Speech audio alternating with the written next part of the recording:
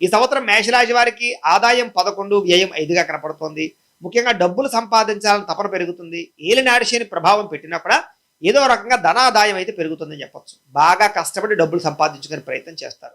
ఈ సంవత్సరం రాజపూజ్యం 2గా కనపడుతోంది, అవమానం 4గా కనపడుతోంది. అంటే మిమ్మల్ని మెచ్చుకునేవారు తక్కువగా ఉన్నారు, మిమ్మల్ని దూషించేవారు, అవహేళన చేసేవారు, మీరు ఎదుగుతుంటే చూసి ఓర్వలేని వారు పెరిగిపోతున్నారు. కాబట్టి చాలా జాగ్రత్తగా ప్రతి వ్యక్తితోటి మెలగాలి. శత్రువుల యొక్క బెడద బాగా కనపడుతోంది, అంతర్గత శత్రువులు పెరుగుతున్నారు. కాబట్టి చాలా జాగ్రత్తగా ఉండవలసినటువంటి అవసరం కనపడుతోంది. అయితే ఈ సంవత్సరం ఏలినాటి శని ప్రభావం బాగా తీవ్రంగా ఉన్న కారణం చేత ఇబ్బందికరమైన పరిస్థితులు కనపడుతున్నాయి. ప్రైవేటు ఉద్యోగస్తులకి ఉద్యోగ గండాలు, ఉద్యోగ సమస్యలు కనపడుతున్నాయి. గవర్నమెంట్ ఉద్యోగస్తులకి ప్రమోషన్లు వాయిదా పడే అవకాశాలు, అనవసరమైన ప్రదేశాలకి స్థాన బదిలీలు ఉన్నాయి. నిరుద్యోగులకి కష్టం మీద ఉద్యోగ అవకాశాలు ఉన్నాయి. విదేశాల్లో ఉండేవారికి కూడా ఉద్యోగపరంగా సమస్యలు, ఉద్యోగ భయాలు, గండాలు కనపడుతూ ఉన్నాయి.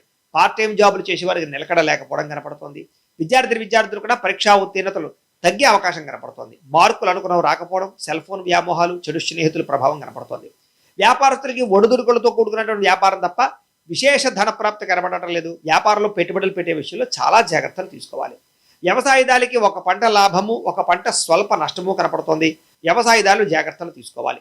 ఈ సంవత్సరం కళాకారులకి ఎక్కువగా ప్రజా వ్యతిరేకత కనపడుతోందని చెప్పచ్చు. అలాగే నిందారోపణలు కనపడుతున్నాయి. అలాగే అనేక మంది మీ మీద మచ్చ వేసే అవకాశం కనపడుతోంది చెయ్యని తప్పుకి. కళాకారులందరికీ కూడా ఈ సంవత్సరం స్వల్ప అవకాశాలే కనపడుతున్నాయి. ఈ సంవత్సరం రాజకీయ నాయకులకి చివరిదాకా వచ్చిన అవకాశాలు చేజారడము, త్రుటిలో ఎలక్షన్స్లో ఓడిపోవడము, అపజయాలు పాలయ్యే అవకాశాలు ఉన్నాయి. అలాగే రాజకీయ పదవులు కోల్పోయే అవకాశాలు, అలాగే ప్రత్యర్థుల యొక్క ప్రభావం బాగా కనపడుతోంది. భార్యాభర్తల మధ్య అనుకోని చికాకులు, గొడవలు, సమస్యలు పెరిగే అవకాశాలు ఉన్నాయి. ప్రేమ వివాహాల విషయంలో ఆటంకాలు కనపడుతున్నాయి. ఈ సంవత్సరం వివాహాది శుభకార్యాలు అయితే మాత్రం ఆలస్యంగా కుదురుతాయి. సంతాన ప్రయత్నాలు చేసే వారికి సంతాన యోగ్యత అయితే బ్రహ్మాండంగా కనపడుతుంది. ఈ సంవత్సరం విదేశాలు ప్రయాణాలు చేయాలనుకునేటటువంటి వారికి ఆటంకాలు కనపడుతూ ఉన్నాయి. వీసాలు రిజెక్ట్ అయ్యే అవకాశాలు ఉన్నాయి. విదేశాలు వెళ్ళిన వారికి ఇబ్బందులు ఉన్నాయి, జాగ్రత్తగా ఉండాలి.